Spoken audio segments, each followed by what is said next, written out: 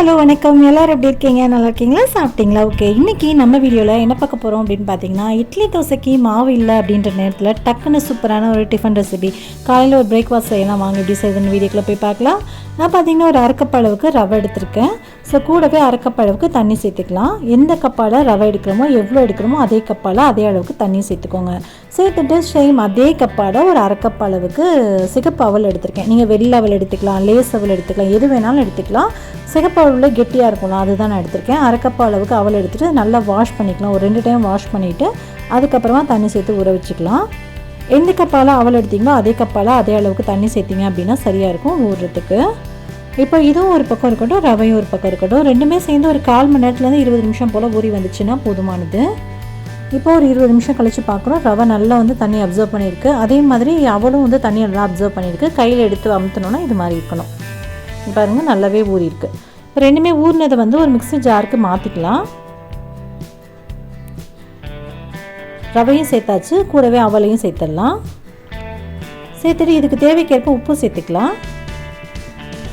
எந்த கப்பால் ரவை அவெல்லாம் அளந்தமோ அதே கப்பால் அதே அளவுக்கு தயிரும் அளந்து சேர்த்துக்கலாம்.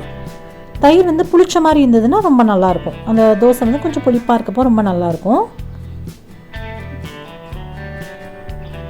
இப்போ இதை நல்லா வந்து அரைச்சி எடுத்துகிட்டு வந்துடலாம்.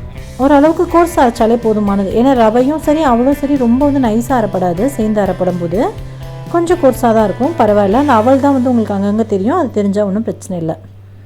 இப்போது கரண்டியில் எடுத்து பார்த்தோம் அப்படின்னா மாவு கொஞ்சம் தண்ணி மாதிரி இருக்கும். அந்த மிக்ஸி ஜாரை லைட்டாக அலசிட்டு தண்ணி சேர்த்துருக்கேன். எடுத்து ஊற்றும் போது கொஞ்சம் தண்ணி மாதிரி இருக்கும்.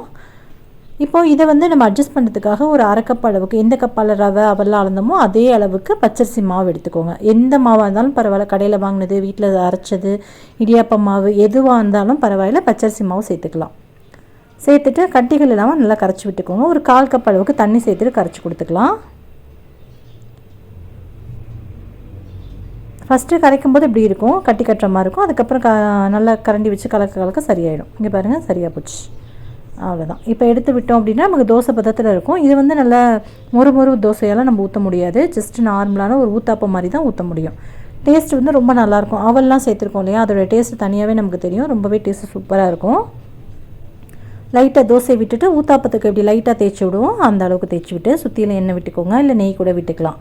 விட்டுட்டு ஒரு பக்கம் வெந்ததுக்கப்புறமா இது பாருங்கள் பபிள்ஸாக அழகாக வந்துடும். ஏன்னா நம்ம தயிர் வந்து புளிச்ச தயிர் சேர்த்துருக்கோம். அதனால் திருப்பி போட்டு 2 பக்கமும் வெந்ததுக்கப்புறம் வெளியே எடுத்துட வேண்டியதான்.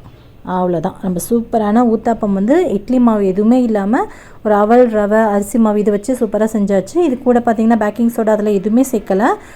நம்ம நல்லா புளிச்ச தயிர் சேர்த்துட்டோம் அப்படின்னாலே பேக்கிங் சோடாலாம் நமக்கு தேவையே கிடையாது. நல்லா சாஃப்டாக இருக்கும், டேஸ்ட்டு சூப்பராக இருக்கும். கண்டிப்பாக ட்ரை பண்ணி பாருங்கள். இங்கே பாருங்கள், கையில் எடுக்கிறேன், அப்படி எவ்வளோ சாஃப்டாக இருக்குது மடக்கிறதுக்குன்னு உங்களுக்கே நல்லாவே தெரியும். அவ்வளோ டேஸ்ட்டாக இருக்கும். இது கூட தேங்காய் சட்னி, மிளகாய் சட்னி, குருமா, சாம்பார் எது வேணாலும் வச்சு சாப்பிட்லாம். ரொம்பவே நல்லாயிருக்கும். இது மாதிரி இன்னும் 2 ஊத்தாப்பம் சுட்டு எடுத்துக்கலாம். பாருங்கள் எவ்வளோ சூப்பராக இருக்குன்னு சொல்லிட்டு நல்லாவே சாஃப்டாக பஞ்சு மாதிரி இருக்குங்க. கண்டிப்பாக ட்ரை பண்ணி பாருங்கள். ஓகே ஃப்ரெண்ட்ஸ், உங்களுக்கு இந்த வீடியோ பிடிச்சிருக்கும்னு நினைக்கிறேன். வீடியோ பிடிச்சா வீடியோக்கு ஒரு லைக் கொடுங்க. உங்கள் ஃப்ரெண்ட்ஸ் அண்ட் ஃபேமிலியோடையும் ஷேர் பண்ணிக்கோங்க. மறக்காமல் நம்ம சேனலுக்கு அவிஷ் கிச்சனை சப்ஸ்கிரைப் பண்ணிக்கோங்க. கண்டிப்பாக செஞ்சு பார்த்துட்டு எப்படி இருந்துச்சுன்னா கீழே கமெண்ட் பண்ணுங்கள்.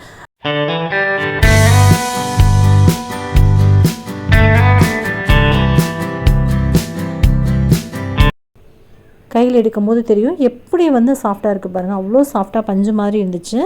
இதை பிச்சோம் அப்படின்னாலுமே நல்லா சாஃப்டாக இருக்கும். நான் வந்து நார்மலாக குருமா செஞ்சுருந்தேன். நம்ம சேனல்லே வந்து நிறைய குருமா சட்னி அந்த ரெசிபிலாம் செஞ்சுருக்கோம். அந்த வீடியோ வேணும் அப்படின்னா கீழே டிஸ்கிரிப்ஷன் லிங்க் கொடுக்குறேன், செக் அவுட் பண்ணிக்கோங்க. ஓகே ஃப்ரெண்ட்ஸ், உங்களை இன்னொரு வீடியோவில் மீட் பண்ணுறேன். பாய், தேங்க்யூ.